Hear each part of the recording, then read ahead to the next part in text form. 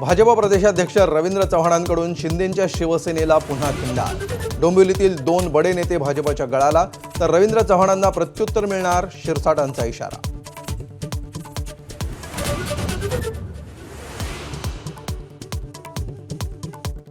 नाशिकमधल्या तपोवन वृक्षतोड वादावर नितेश राणेंचं वादग्रस्त विधान। पर्यावरणप्रेमी ईदला बकरे कापण्याला विरोध का करत नाहीत, विचारलं सवाल।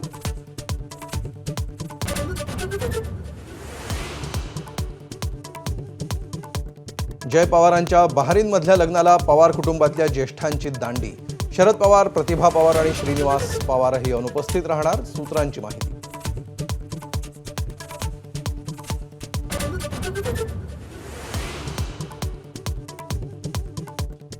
गोंदियात ईव्हीएम छेडछाडीच्या आरोपांनंतर तहसीलदारांची उचलबांगडी। मोनिका कांबळेंना निवडणूक निर्णय अधिकारी पदावरून हटवलं।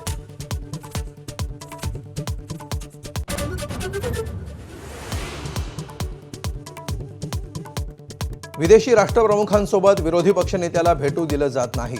रशियाचे अध्यक्ष पुतीन यांच्या दौऱ्याआधी विरोधी पक्षनेते राहुल गांधी यांचा केंद्र सरकारवर आरोप।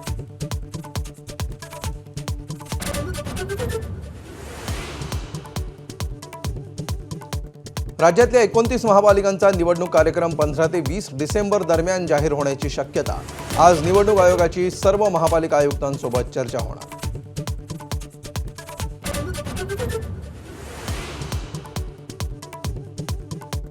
संभाजीनगरमध्ये श्री साई इन्स्टिट्यूटच्या हलगर्जीपणामुळे 100हून अधिक विद्यार्थी परीक्षेला मुकले। एमसीए विद्यार्थ्यांकडून घेतलेली लाखो रुपयांची परीक्षा फी संस्थेनं विद्यापीठात भरलीच नाही।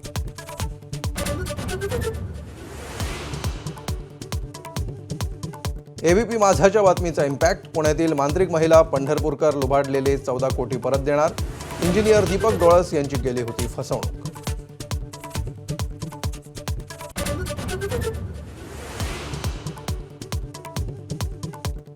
देशभरात इंडिगोची 200 उड्डाणं रद्द। तांत्रिक बिघाडामुळे सेवा ठप्प। मुंबई, दिल्ली, हैदराबाद, पुणे, बंगळुरूत विमान प्रवाशांचे मेगा हाल।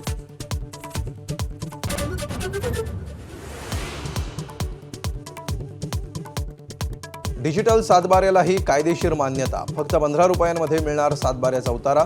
तलाठ्याची सही आणि स्टॅम्पची गरजही नाही।